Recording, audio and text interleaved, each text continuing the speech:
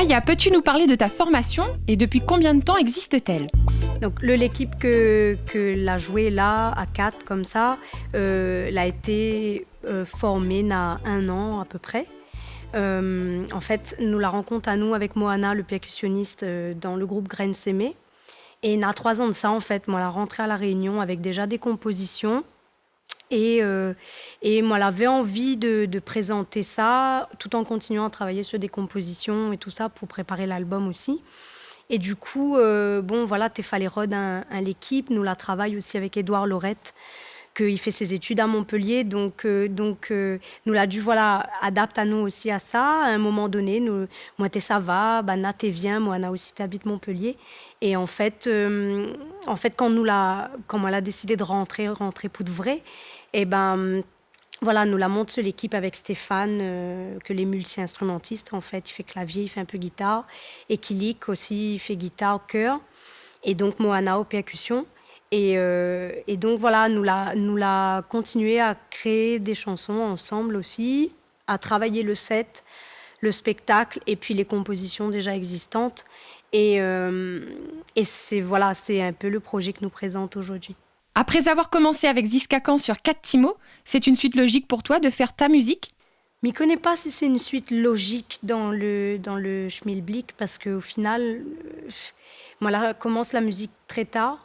Il pense que ça, bon peu de monde, il connaît pas ou il comprend pas parce que il dit bon, ben voilà, le papa c'est Gilbert Pugnal, la maman c'est Annie Grondin, il baigne un peu dans le milieu, les logiques. Et en fait, pas du tout parce qu'au contraire, moi, pendant longtemps, moi, la pas voulu faire de la musique. En fin de compte, m'a dit non, maman, papa, la mettre la barre un peu haut quand même. Donc il faut m'y trouver un autre affaire pour faire en fin de compte. Et moi, j'ai fait bon peu sport, tout ça là.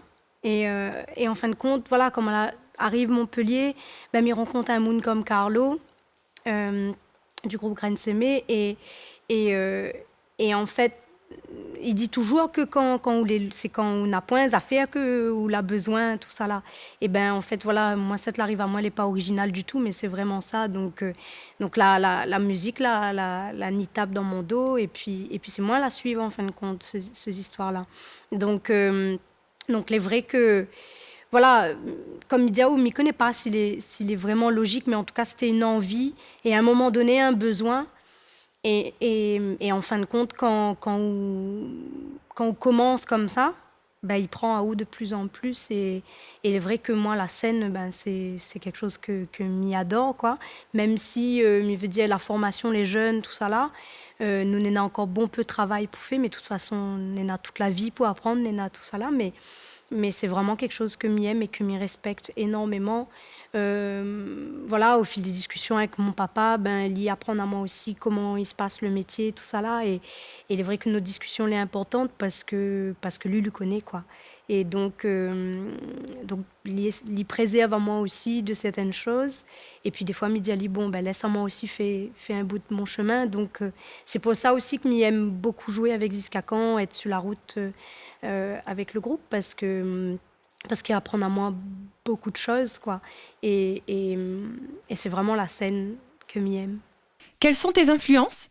Voilà, je préfère le terme influence que style, vous connaissez, parce que bon, mais veut dire, m'écouter un bon peu de style de musique, bon peu de groupe, et dans tous les genres, quoi. Mi peut écouter hip-hop, mi peut écouter rock, mi peut écouter la musique acoustique, de la chanson française, comme du classique indien, quoi. Donc, mi nourrir moins de tout ça là. Et puis, voilà, je veux dire, les compositions, Nena, cette couleur-là, avec une base Maloya, parce que les très important dans mon évolution personnelle aussi, à moi aussi, mais je veux dire, le son de rouleur, le son de caillam, bon, je pense que l'important de diffuser Ali le plus possible.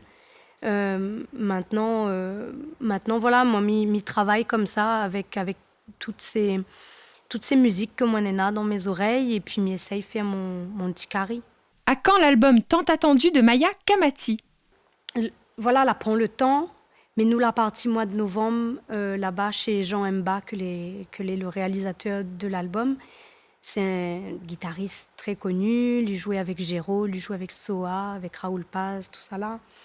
Et donc, moi, l'a choisi à lui l'a choisi à moi, parce que il trouve que sa personnalité, enfin et son expérience surtout, il colle bien avec la musique que nous fait, que les quand même acoustique, blues par moment, un peu électro des fois, et il trouve que nous la gagne harmoniser tout ça, parce que c'est des moments aussi difficiles, l'album, en plus pour un premier album, là où teste tout.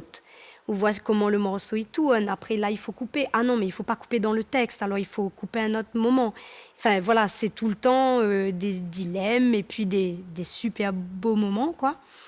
Que nous l'a partagé ensemble avec toute l'équipe, avec des musiciens additionnels. Et voilà, là, l'album est en train d'être masterisé.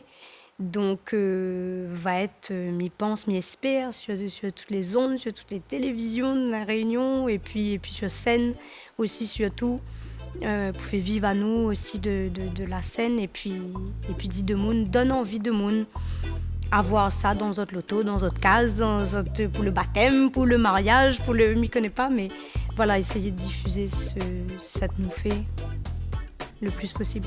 Merci Maya d'avoir répondu présente et on te souhaite encore plein de belles scènes et à très bientôt. Et comme à l'accoutumée, découvrez l'artiste de la semaine prochaine dans les pages de notre partenaire dès mardi. Nous, on va sans plus tarder à notre agenda de la semaine.